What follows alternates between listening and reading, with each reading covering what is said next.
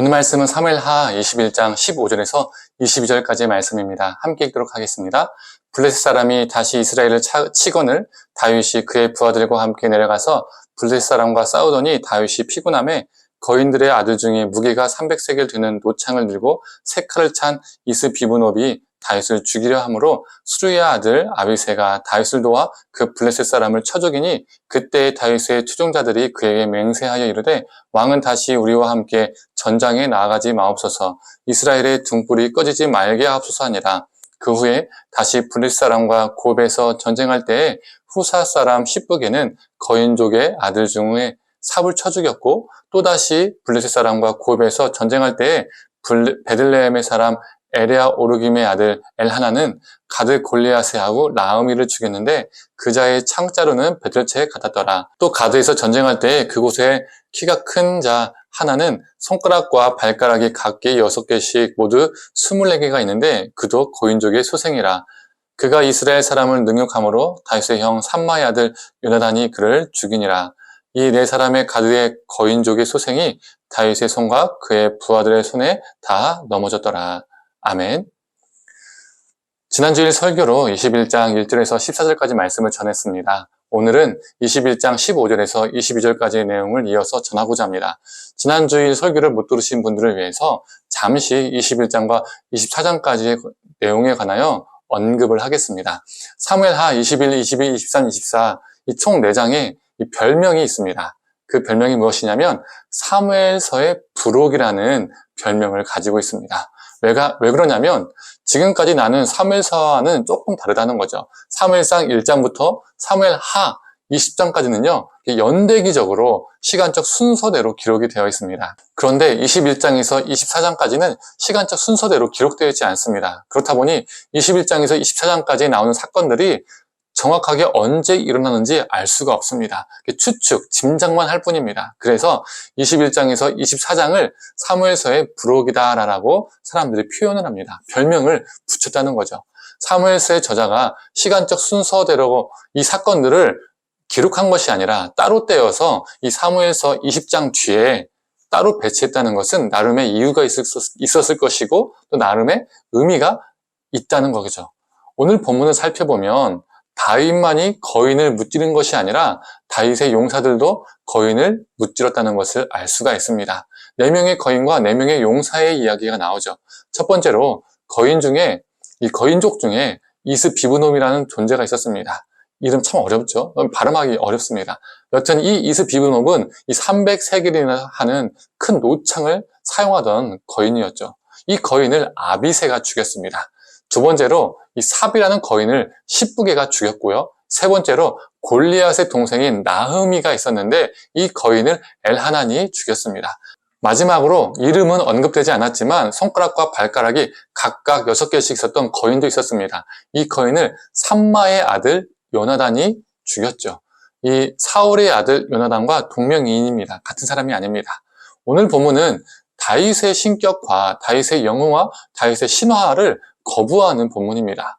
다윗이 분명 위대한 신앙인인 것은 맞지만 만약 거인을 이긴 사람이 오직 다윗만 있었다면 다윗만이 매우 특별한 사람이 되었을 겁니다. 그래서 사람들은 다윗만을 주목하게 되고 이는 자연스럽게 다윗의 영웅화, 다윗의 신격화, 다윗의 신화가 될 수 있다는 거죠.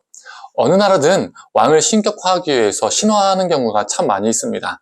우리나라도 박역거세가 아래서 태어났다. 당군은 곰의 자녀다. 이런 식으로 왕을 신화화, 신격화하는 경우가 참 많이 있죠.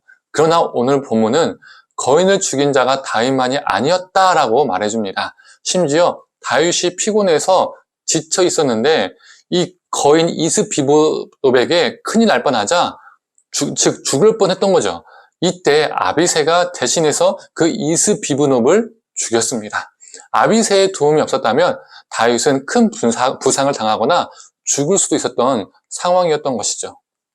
이는 다윗도 지치고 피곤하고 강한 적 앞에서는 죽을 수 있는 존재라는 것을 보여줍니다.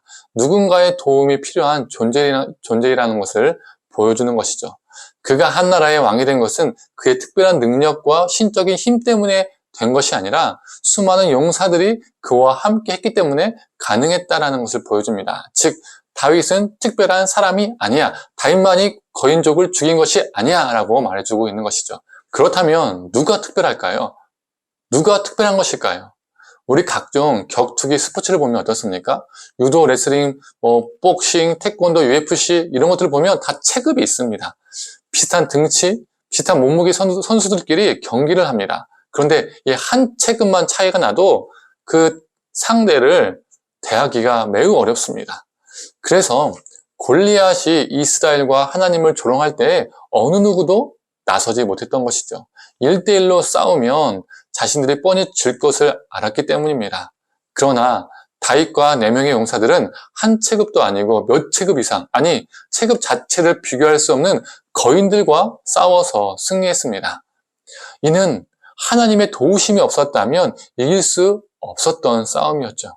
그들은 자신의 힘으로 이긴 것이 아니라 하나님의 힘으로 이겼습니다. 즉 사무엘서 저자가 연대기적 순서와 상관없이 사무엘서 끝에 이 4명의 용사들과 4명의 거인들을 기록한 것은 다윗이 블레셋을 이기고 왕이 되는 데 있어서 다윗의 특별한 능력, 신적 능력 때문이 아니라 그를 돕는 자가 있었기 때문에 가능했고 그 원천에는 하나님의 힘이 있었기 때문에 하나님의 보호하심이 있었기 때문에 가능했다는 것을 보여주고 있습니다.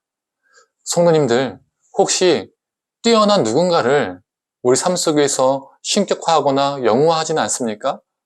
특히 우리 한국교회에서는 담임 목사님들이 쉽게 신격화됩니다. 큰 교회 목사일수록 더 능력이 있어 보이고 더 대단해 보이죠. 그렇다 보니 하나님께 순종하는 것이 아니라 목사에게 순종하는 경우가 많이 있습니다. 목사에게 순종하는 것이 하나님께 순종하는 것이라고 생각을 합니다. 그런데 그건 착각입니다. 하나님께 순종하는 것과 목사의 말을 잘 따르는 것을 분리해야 합니다. 성경은 인간의 신격화, 영웅화를 거부합니다. 혹시 내 안에 누군가를 신격화하고 있지는 않은지 돌아보고 오직 우리 안에서 우리에게 힘을 주시고 역사하시는 하나님, 우리 하나님만을 의지하고 순종하는 삶을 살기를 간절히 소망합니다. 함께 기도하겠습니다. 하나님, 오늘 본문은 다윗의 영웅화, 신격화, 신화를 거부합니다. 다윗만이 특별한 사람이 아니라 다윗만이 골리앗을 죽인 것이 아니라 다윗만이 어떤 신적인 능력이 있어서 그렇게 위대한 일을 한 것이 아니라 그를 도왔던 용사들이 있었고 그들도 거인족들을 죽였고 또 엄청 큰 거인족을 죽이는 데 있어서 사람의 힘이 아니라 그 안에 하나님이 역사하셨고 하나님의 힘이 있으셨고 하나님이 특별하셨기 때문에 가능했음을 보게 됩니다. 하나님, 우리 삶 속에서 누군가를 좋아하고 누군가를 존경하는 것은 참 좋은 것이지만 그 대상을 신격화하지 않고 영웅화하지 않고 오직 여호와 하나님만을 우리가 바라보며 의지하며 살아가게 하여 주시옵소서. 감사드리며 사랑이 많으신 예수님의 이름으로 기도드립니다. 아멘.